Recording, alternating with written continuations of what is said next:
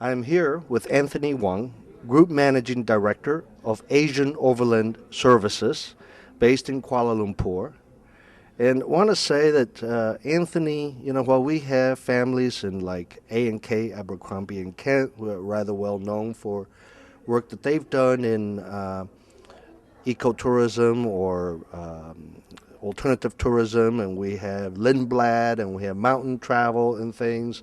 For those of you who don't know, Anthony has been doing responsible travel, ecotourism travel in Southeast Asia since the 70s, himself and his wife Cindy, and they're still at it today. And we have the opportunity to visit with Anthony. How are you doing? Thank you. Very well. I'm still very busy. And you're correct. I started in 73 as a student with student travel. But when I left high school, I started the company in 1976. And of course, in the old days, I spent so much time in the jungle. Where's Mr. Wong in the jungle? Where's Mr. Wong in the jungle? They used to call me, where's Jungle Wong? You know? But I'm glad that now with climatic change, people are a lot more serious, that they look at sustainable or responsible tourism much more seriously, and it's become mainstream. Yeah. Well, in those days, it was like an elective. If you're interested in tourism and hospitality, then eco or nature tourism is an option. But today, when they go into planning, they have to look at the environment issue first, then they plan. And the government are all now aware of this, and I'm glad that UNWTO has taken such a strong stand on this issue. Although PATA already in the early days had looked at the environment, but now with the UN looking at it, I think it'll be much easier to speak this language. Let's we're going to work backwards. What are you doing nowadays? Besides being Group Managing Director of Asian Overland, I see here that you are involved, and I hear with a few other organizations. Somebody said you're in the high yield convention business. Yes. Tell us about it. Now, to survive, you have to go higher yield. So, from the 80s, when I combined nature tours with normal tours, we became incentive travel, and that was already high yield. But then later on, they say incentive travel it's a no because it's what you call bribery. So we used the outdoor to do corporate training. That was high yield. But we noticed that a lot of incentive and corporate training, they have big gathering, they have meetings. So 1990, we went into the meeting business. It's what you call professional conference organizer, or what you call PCO. And in 98, when you had the Commonwealth Games, we handled in fact, all the delegates from Australia and UK. Which game? Commonwealth Games. Commonwealth Games. Commonwealth Where was that? That was in Kuala Lumpur in 98. And 99, we had the Formula One. I've been handling the bulk of it for the last 8 years. So we went to event tourism. So it was an organic growth. So today I'm the third vice president of the world called ICA that focus on association meeting. Yeah? What does ICA stand for? International Conference and Convention Association, based in Amsterdam. But I'm also, last year I was elected the president of the Malaysian Meeting Association. But I'm also the president of SITE, Society of Incentive Travel for Executive, which is in incentive travel. Yes. And for the international just the Malaysian president. Malaysian. In fact, we are bidding for the next board meeting in Kuala Lumpur. So this is where you add value to what you call tourism, but the meeting and event business is not really tourism, it's like a business tourism, where the decision is not by individual, the decision is made by company, while leisure is decision made by personal interest. Yeah, there's a big difference. Right. Now, of course, it depends on what kind of conference or meeting and where, what distances people are traveling, but from some of the experiences I've had, up to a third or 40% of meeting attendees bring their spouse. Yes. Is that, and then they take some personal travel after that. In the field of incentive, conference, exhibition, and event, Uh, because of business is paid, they sometimes take their family along because they're so busy. So that's what you call the value-added pre and post tours. And another area that I'm spending a lot of time is I'm also a adjunct professor in a university, a public university here, and I'm also advising 4 other university. And I teach, and I lecture around the world. So although I'm away 6 to 7 months, so out of that about 2 months is teaching and sharing my knowledge around the region. Let's go back now in time. I was asking you earlier about what happened to those. You're telling me you recently got into building some hotels, but I was asking you what happened to those lodges or things you built back in the 80s or something. Tell me about that. Okay, I did not build lodges. I one of the area that we did was we developed homestay. So from the 70s itself, I encourage villagers to convert their home for travelers. So that's very successful in Malaysia. The government has taken it and they sort of spearhead. So there are many villages with homestay. But another area I helped was in the longhouse in Borneo. We adopted a longhouse and it became one of the best eco longhouse.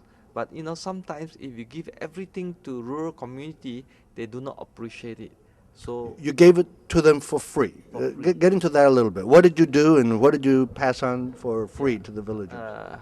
This village was in the interior of Borneo. For accessibility, we bought 3 boats for them. For communication, we got a mobile phone. In the old days, it was half a briefcase. And we put money to expand the longhouse. So all the infrastructure cost was with us. All the marketing cost was with us. So they had no sort of cost except put in some labor. So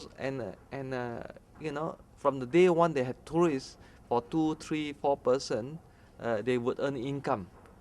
But they didn't realize that 2, 3, 4 passenger we actually lost money.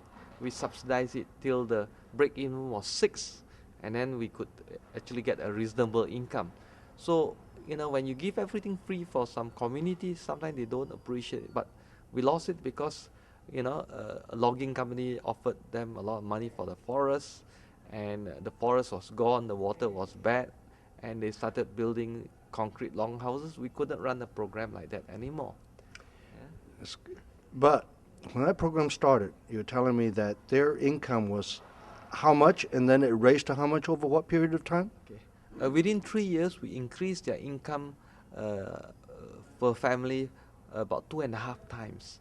So, and it was really sort of recognized that this nature tourism or ecotourism helped the local community. And even the government, the Minister of Tourism from the state of Sarawak, Borneo, at the time, James Basing, recognized that the work was fantastic.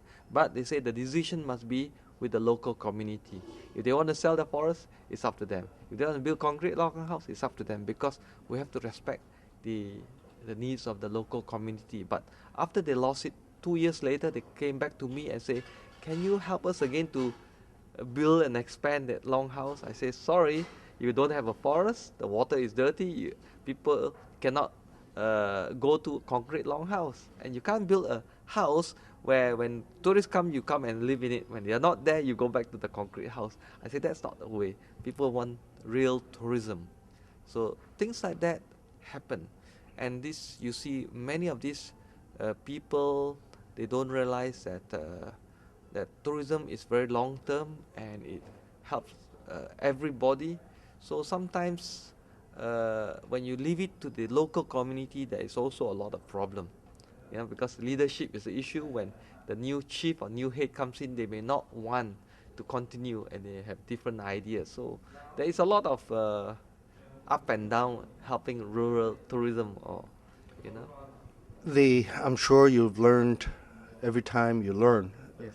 and that one you certainly learned. But are you not able to enter into a contract that each village chief or community have to abide by from chief to chief? Now I am actually helping many communities or even developing national park. So the first thing I will do is I will do a local study. With the studies were done by the university, and NGO. So they must agree how they want to be involved, how they see themselves involved in 5 years' time, in 10 years' time, so that there is a contract from the beginning, what they expect, and what they expect to put in return. So in that sense, I get the local politics involved, I get the government involved, I get the NGO, I got the university involved before we actually start a project, so that all the ground rules are set, and they will also have to invest because we get them involved. So in that sense, there's more commitment, there's more strategic planning. How much were you involved in the planning for Visit Malaysia 2007? This was done by the former Director General, so they did get us involved, but I believe this year was a little bit late compared to the last, because I say there's change of minister, there's change of Director General, sometimes changes in government because of the structure, planning sometimes is not as good, yeah, and this is in many government, there is always change of leadership, so we had very good two successful Visit Malaysia, but it's still early to say because they put in a lot of money into television. So every time this is a third Visit Malaysia, I've been involved in 34 years, we always see a boom in arrival in the country. So this is still the beginning, so I can't say that how successful it is. If there's anybody who knows a little bit about, or a lot about marketing, it's Anthony, because I don't know how many trade shows you've been to. Yes. You must have brochure arm. I was just talking to Peter DeYoung earlier from PATA, and he's saying that PATA is changing from a marketing organization to an advocacy research organization. How do you view that shift to affect the region? I think PATA has to move with time, and they are doing the right thing in advocacy and research, because if things has to be recognized, it has to be measured.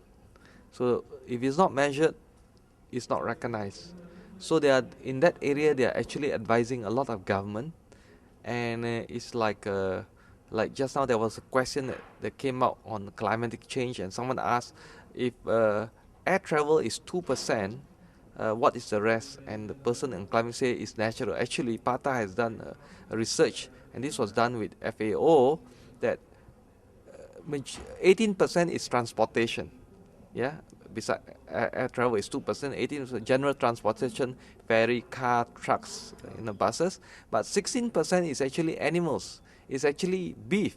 The cow give out a lot of methane, and also and actually eating beef is actually destroying our environment. It produces a lot of methane and carbon dioxide.